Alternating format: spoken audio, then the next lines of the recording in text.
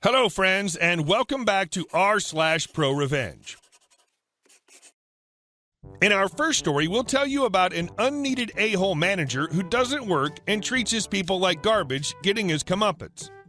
But before we begin, don't forget to subscribe to our channel if you're new here and turn on notifications so you don't miss a new video every single day. Here we go.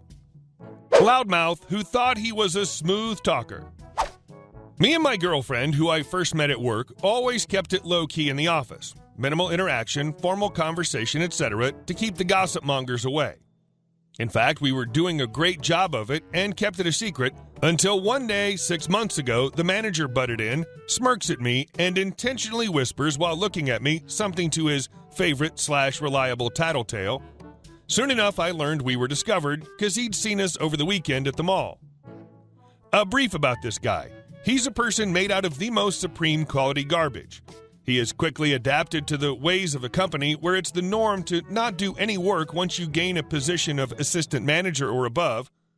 They're only supposed to act like big shots, boss around, and compensate for their incompetence by demeaning everyone around them, directly or indirectly.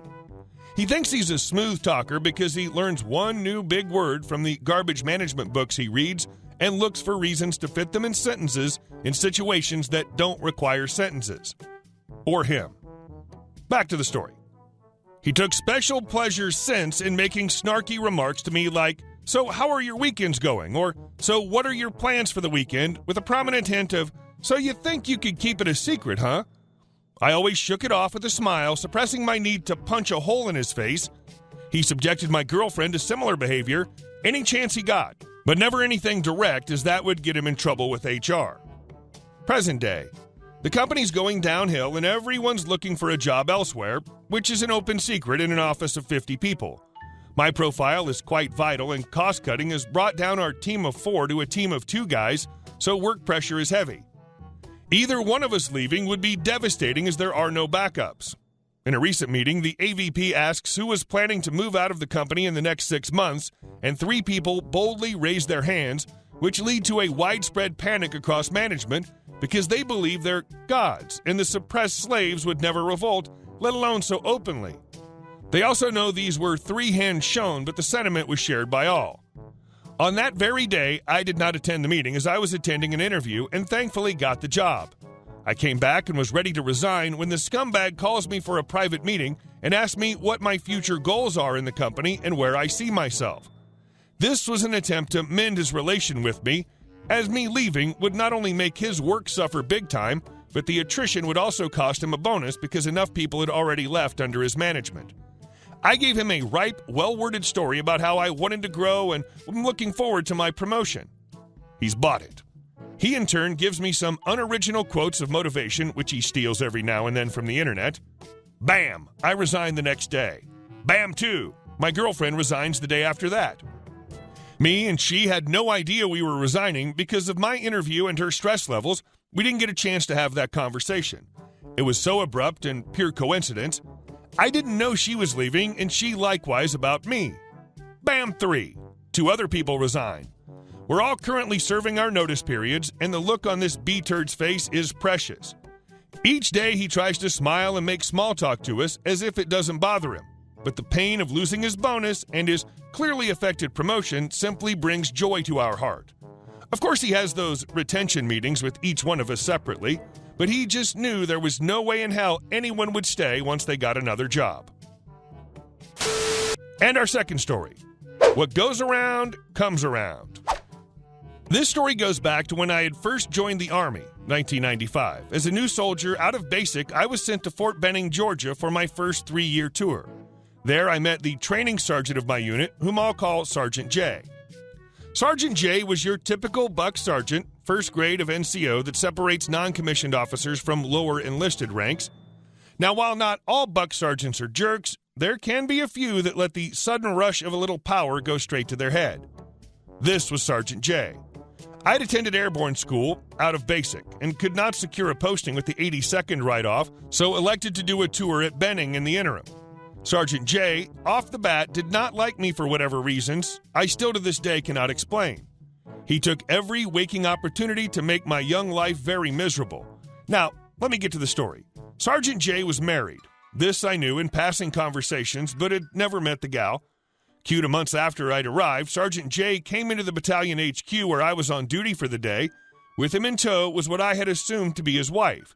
I rendered the proper greeting to him and then said something to the effect of, "Pleasure to meet your wife, Sergeant."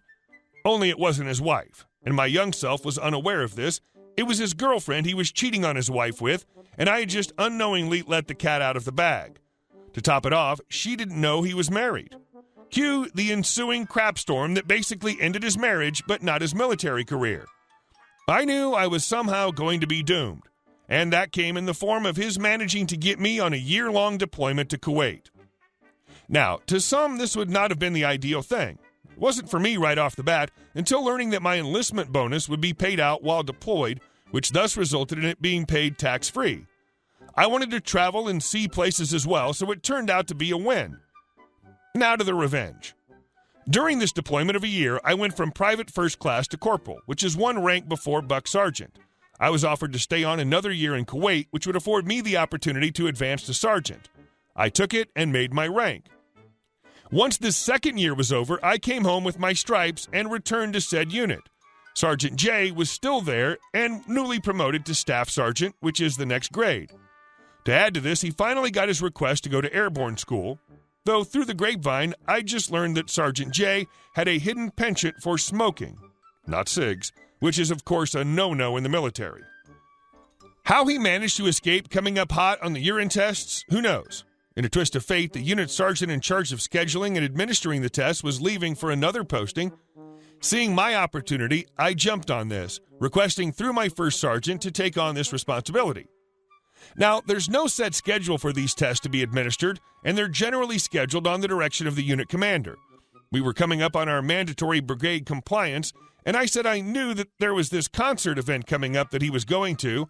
I scheduled a surprise test the morning after the concert. No one outside of the direct chain of command was aware of this test. Cue the next morning, everyone's lined up, drinking water and getting ready for the drug test. I can see Sergeant J is sweating bullets. A day later, I get the results of the unit test, and lo and behold, Sergeant J didn't pass the test. They found not only traces of his hidden addiction, but also a bunch of other forbidden things. Long story short, his 13-year career came to a very, very quick close. Court-martial, loss of rank to private, and dishonorable discharge from the Army for him.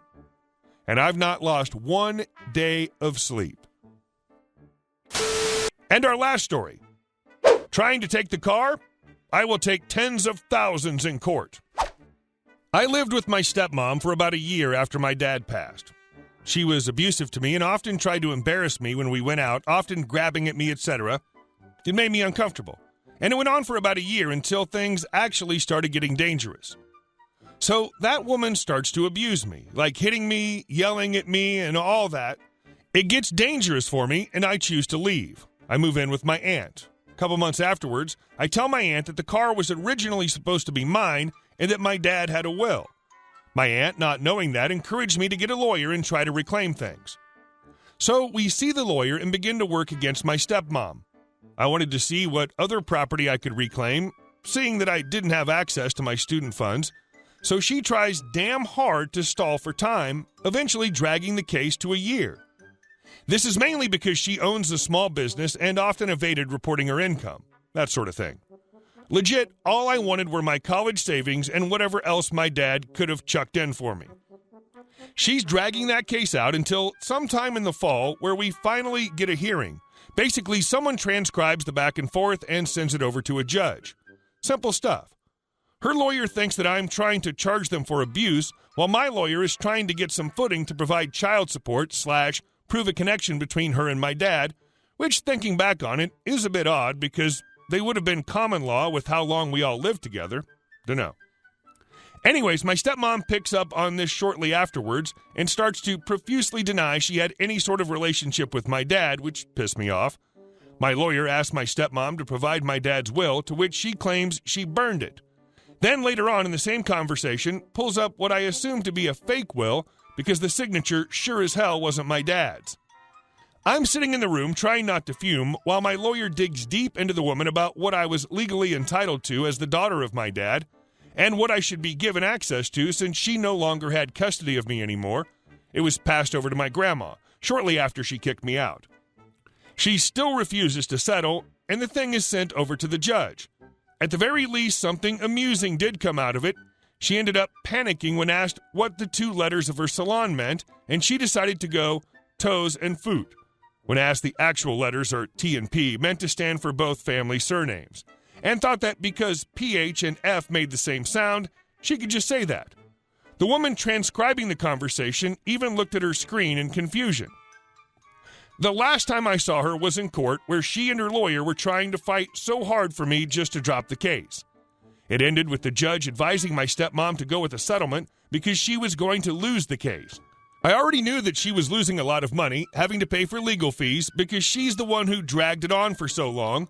Then she decided to just meet my demands as a settlement. That was funny because it didn't fly, and it ended with my brother and I getting 50-50 of a life insurance from my dad that I never knew of.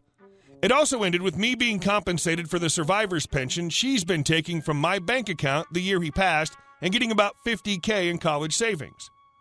Oh, right, and her having to pay my legal fee, LOL. In total, I had to pay the lawyer about $35K, and she ended up having to cover it. I also returned the car. Hey guys, thank you all for watching the video. I'll see you in the next one.